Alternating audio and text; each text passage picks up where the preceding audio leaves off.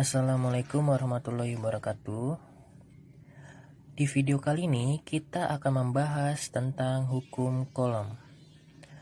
Hukum kolom pertama kali ditemukan oleh Charles Augustin de Coulomb yang menemukan bahwa di antara benda-benda bermuatan terdapat tarikan atau tolakan yang pernah kalian pelajari di kelas 8, yaitu disebut dengan gaya. Nah, di dalam hukum kolom ini disebut dengan gaya listrik atau gaya kolom yang disimbolkan dengan huruf F. Gaya listrik atau gaya kolom berbanding lurus dengan besarnya muatan listrik yang disimbolkan dengan Q1 dan Q2. Gaya listrik atau gaya kolom berbanding terbalik dengan kuadrat jaraknya yang disimbolkan dengan 1/R². Secara matematis, gaya kolom yang disimbolkan dengan huruf F sama dengan K dikali Q1 dikali Q2 dibagi R². Bisa disebut dengan kaki kiper rusak. Oke, di mana F adalah gaya kolom, satuannya Newton. K adalah konstanta kolom, yaitu bernilai 9 dikali 10⁹ Nm²/C². R adalah jarak antar muatan listrik, satuannya meter. Q1 dan Q2 adalah muatan listrik, yaitu satuannya kolom. Oke, selanjutnya sebelum kita memasuki dalam pembahasan soal hukum kolom, kita harus memahami dulu konversi satuan dari muatan si kolom.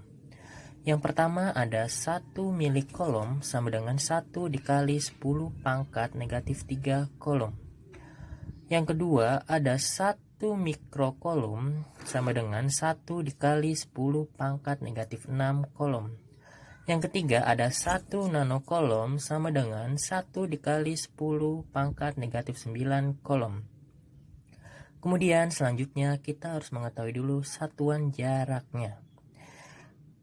Yang pertama ada 1 cm diubah ke dalam meter.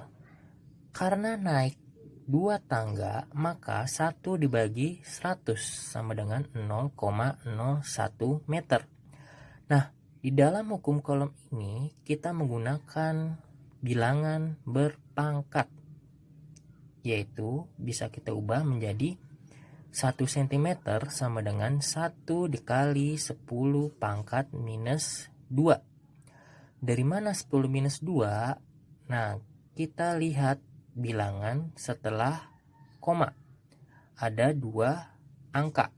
Maka di situ bilangannya menjadi 10⁻². Nah, negatifnya dari mana? Negatifnya itu dari koma. Oke, paham ya? Yang kedua ada 1 mm. Diubah ke dalam meter, yaitu dibagi 1000. Hasilnya 0,001 meter. Nah, kita ubah ke bilangan berpangkat atau bilangan 10 berpangkat, yaitu menjadi 1 dikali 10⁻³ meter. Nah, kenapa bisa mendapat 10⁻³? Karena di belakang koma ada 3 angka. Oke, paham? Selanjutnya kita harus mengetahui sifat-sifat perhitungan dalam pangkat. Yang pertama ada A⁻M kali A⁻N sama dengan A⁻M tambah N.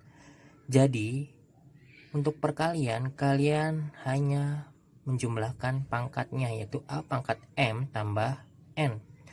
Selanjutnya ada A⁻M dibagi A⁻N sama dengan A⁻M dikurang N.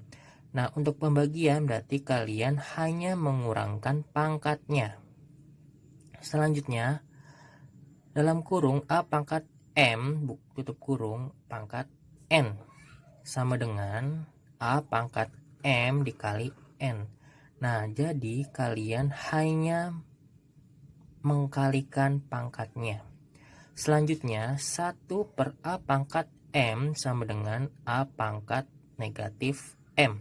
Nah, jika menemukan soal seperti ini, maka misalnya di bawahnya bilangannya A pangkat M, yaitu bilangannya positif. Nah, ketika dipindahkan ke atas, maka menjadi negatif, yaitu A pangkat negatif M. Begitupun sebaliknya. Misalkan di bawahnya bilangannya negatif, yaitu A pangkat min M, ketika dipindahkan ke atas menjadi positif, yaitu A pangkat M. Sampai sini sudah paham ya?